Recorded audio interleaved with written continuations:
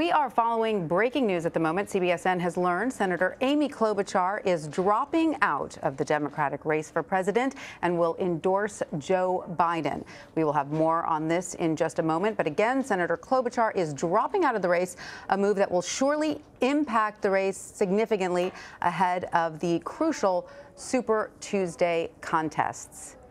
We have Ed O'Keefe standing by for more on this. Hi, Ed. What can you tell us about this, I guess, not so surprise announcement from Senator Klobuchar? No, it was a surprise, Tanya, until about an hour ago when we started picking up on some tea leaves that signaled perhaps something similar to what Mayor Buttigieg pulled yesterday was in the works with Senator Klobuchar. She was at a campaign event this morning in Utah and met with supporters and then delayed her departure from the venue. The reporters traveling with her, including our own Nicole Skanga, were told to stay where they were and that for some unexplained logistical reason, they weren't yet leaving. At the same time, a reporter with KCBS Radio in San Francisco tweeted that he had an interview with her abruptly canceled this morning. California, of course, is voting tomorrow on Super Tuesday. San Francisco, the Bay Area, a big Democratic stronghold, KCBS, the dominant talk radio station in that area. And so both of those things signal to us that something similar to what Mayor Pete had done yesterday was up. And then we got word as well, the WCCO, our affiliate in Minnesota, had an interview with her canceled for today. Another signal that perhaps changes were being made. Aides were tight-lipped until just a little while ago, telling us that something was going to be announced. And now we hear she is flying to Dallas from Utah to be alongside Vice President Biden tonight for an event where she will endorse him. What remains unclear is whether any other contender still running for president might join Biden in Dallas tonight. Would Pete Buttigieg potentially fly from Indiana, or would he signal, at least from his home, that he is now supporting the former vice president as well? One complicating factor, Minnesota had early voting. So did Texas. So did many of the other states that are voting tomorrow. So there are potentially going to be votes on the board for Pete Buttigieg, Amy Klobuchar, and other candidates that have dropped out, or maybe others that still might drop out before the end of today. And so whether that affects the delegate count and still potentially gives an advantage to Senator Sanders remains to be seen. But that is certainly one possibility and something that is clearly being considered. But again, this is a pretty dramatic decision by Klobuchar. One thing we don't yet know, and we hope to learn in the coming hours, is exactly how this came together, whether she was pressured to do this, whether the vice president had anything to do with it. He told our Caitlin Huey-Burns in an interview just about 90 minutes ago in Houston that when he spoke with Mayor Buttigieg, he did not ask for his endorsement, saying he's been here before. He did not signal, at least publicly, but that doesn't mean it's not going on privately, that perhaps something along the lines of trying to get the rest of the field to consolidate behind him was in the works. But the other thing we also know, Tanya, is that since the weekend, since Saturday night when Biden won, there has been incredible pressure brought to bear on Buttigieg, likely on Klobuchar as well, by some of the party's more generous so-called bundlers, or the people that help raise sums of money for candidates.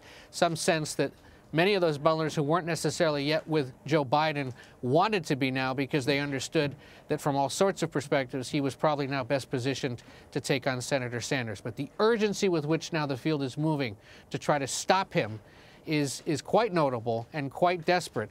And it's for this reason. If Sanders ends Tuesday night, or whenever all the votes are counted from Tuesday night, with a delegate lead of more than about 300 to 350 delegates, his lead, even if it isn't ultimately a majority, would be insurmountable given the remaining states. There wouldn't be enough out there for somebody, given the proportionality of the way that they dole out delegates, for somebody else to top the senator.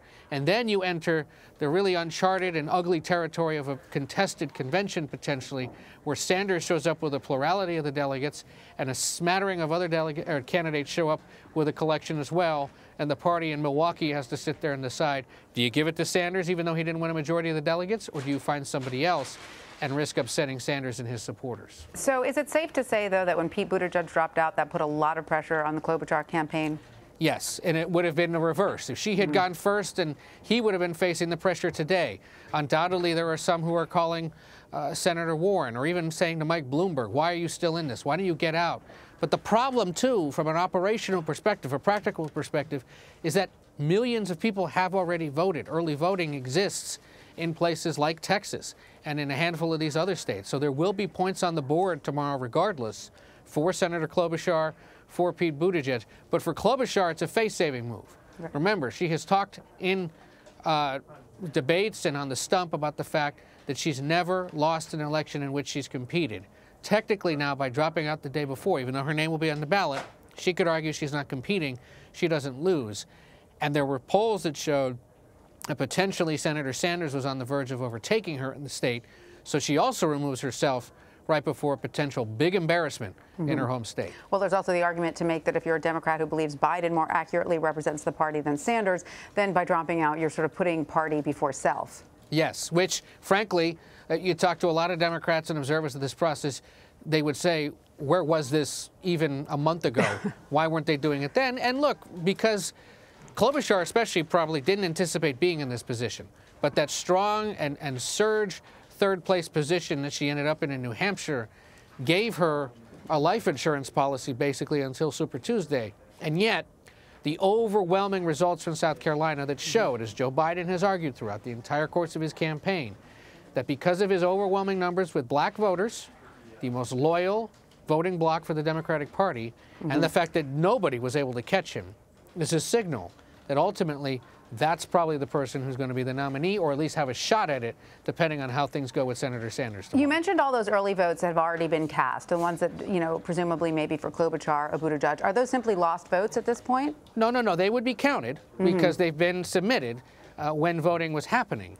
But and it may also mean ultimately that that candidate actually gets assigned a delegate or two, at least for now. But by essentially dropping out now, you're essentially telling the vast majority of people who are going to show up tomorrow, don't vote for me, and in the case of Klobuchar at least, vote for Joe Biden. All right. Well, Ed O'Keefe, thank you so much for getting us up to speed on this breaking news. Thank you so much for that. We're going to bring in now Jenna Johnson for more 2020 analysis. She's a national political correspondent for The Washington Post and has been covering Bernie Sanders' campaign. Jenna, thank you so much for being with us. You know, as we mentioned, Pete Buttigieg ended his campaign yesterday after coming in fourth in South Carolina. Senator Klobuchar, we've just learned, has ended hers today. Buttigieg argued that if Senator Sanders were to become the nominee, it could hurt Democrats in the House and Senate. He even alluded to that being a factor in his decision to drop out of the race. President Trump called his exit the start of Dems taking Bernie out of play. So what has Sanders' campaign's response been to all of this sort of Democratic closing of the guard around Joe Biden, it seems? Yeah, well, up until Biden's big victory in South Carolina, it seemed like Bernie Sanders was kind of on this uninterrupted trajectory towards becoming the nominee, was racking up more delegates, more wins than anyone else. And it kind of felt like candidates who weren't as far left as he is on policy, candidates who are labeled as being kind of the moderates in the field, there were just so many of them, and they couldn't really decide which one of them was going to become the leader and who else needed to get out. That big win in South Carolina really signaled that you know, Biden was going to be that person, and it's a big reason why you're seeing Buttigieg getting out of the race yesterday, Amy Klobuchar getting out of the race today, and this complicates things for Bernie Sanders. Instead of going up against a variety of candidates, it's becoming a much clearer race. You know, remember, Elizabeth Warren is still in this race. Sure. But it seems like kind of the big forces are, you know. I'm so glad you brought up Elizabeth Warren, because a CBS News poll from January found that among Buttigieg's supporters, Elizabeth Warren was often their second choice, followed by Joe Biden. So we do know that Buttigieg has endorsed Joe Biden, though, not Elizabeth Warren. But now that he's out of the race, now that Buttigieg is out of the race, how does Senator Sanders plan to stop those voters from going to either Warren or Biden? Is he going to make a play for the Buttigieg voter? Well, you know, last night there was talk of them welcoming Buttigieg supporters into their camp, and I'm sure there are some voters who will listen to that. But I mean, that is really not the clearest transition. I think The Buttigieg camp thinks that a lot of his supporters are going to be going to candidates like Biden, like Elizabeth Warren, not necessarily to Bernie Sanders. I mean, the Sanders play has always been not so much to win over these regular voters who vote in every single primary, the sort that Biden's really going after. The Sanders strategy has always been to get new voters out, young voters, people who felt left out of the process, who haven't voted in primaries before. They always say that big turnout helps them more than it helps other candidates. So for them, it's just a matter of getting as many people to the polls as possible, especially people who don't usually vote. And it really comes down to California. You know, if Bernie Sanders can have a big showing in California, their hope has long been that that's going to kind of put him so far ahead that it's going to kind of make him uncatchable.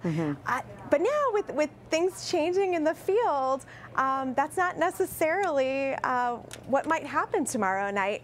Again, like, we've only had 4 contests so far. Out of that, we got about 150 delegates. Tomorrow night, we're going to have hundreds of delegates being awarded from more than 24 states. Lots and lots of votes coming in, and it's just kind of unclear where those votes are going to go, especially with candidates getting out and the field changing as we're talking. Right. For sure, the Sanders campaign, you know, sort of brain trust, I'm sure, is getting together, trying to figure out strategy, alternatives now.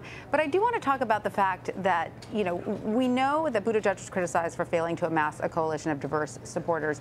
It doesn't seem like Senator Sanders was able to court many black voters in South Carolina, despite the fact, as you recently wrote about in one of your articles, he had a star surrogate, former Ohio State Senator Nina Turner, who was specifically focused on this, and she is reportedly very popular figure. So how is she helping Sanders, or trying to help Sanders take a different approach in 2020? Yeah, the Sanders campaign really wanted to do well in South Carolina. This is a state that he lost to Hillary Clinton by 47 points in 2016, and it kind of blunted his hopes of getting the nomination the last time around. So ever since then, South Carolina has been a big priority for the campaign. For years, he's been making trips there. They've been sending surrogates there. They've been spending a lot on advertising. They've been doing big events. They've been doing small events. They wanted to get a really solid second place at the very least there.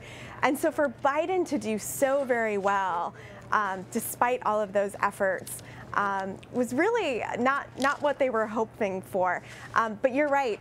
Senator Nina Turner is a co-chair of his campaign. She's someone who was with him in 2016 and, has been usually always gets up before him at rally speeches, and it's just a very energizing force, someone who can get people up and cheering and excited, but can also talk one-on-one with lawmakers and try to win over their endorsements. South Carolina was a major focus for her, and, it was a disappointing night in a lot of ways.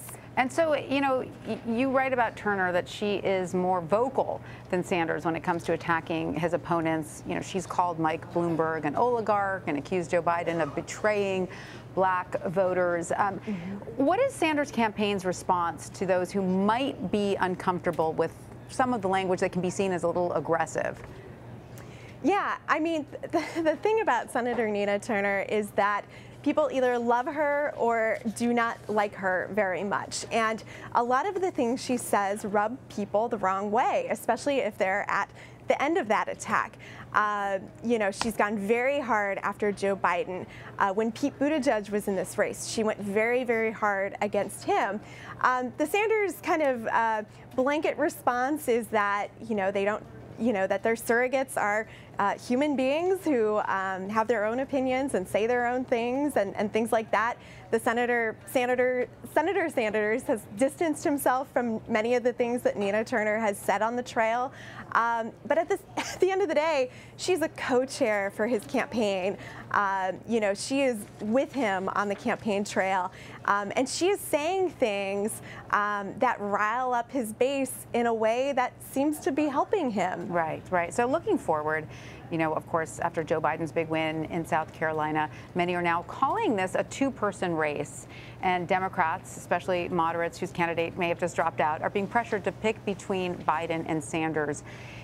Does the Sanders campaign have something specific to say to those who are arguing that Biden is the safer choice when it comes to beating Donald Trump in the general election? Yeah, I mean, the thing that they've been doing for the last week or two is to point to polling and to say, you know, the corporate media, as Senator Sanders likes to say, is getting this wrong, and it's not fair for them to say that he can't beat Donald Trump in a general election. And they point to polls that they see coming out of places like Wisconsin and some of these battleground states that show Sanders, you know, either doing really well in a contest with Trump or beating him, and making the argument that kind of throwing questions about, like, what does it mean to be safe? Right. And, you know, just kind of trying to reframe this as Sanders being a candidate that they believe can get people excited, that people aren't going to have to hold their nose when they go to the polls and place their votes, he's someone that can get excited. But again, you know, we're seeing that theory kind of tested, especially in places like South Carolina over the weekend. All right, well, Jenna Johnson of the Washington Post, thank you so much for joining us. We really appreciate it. Thank you.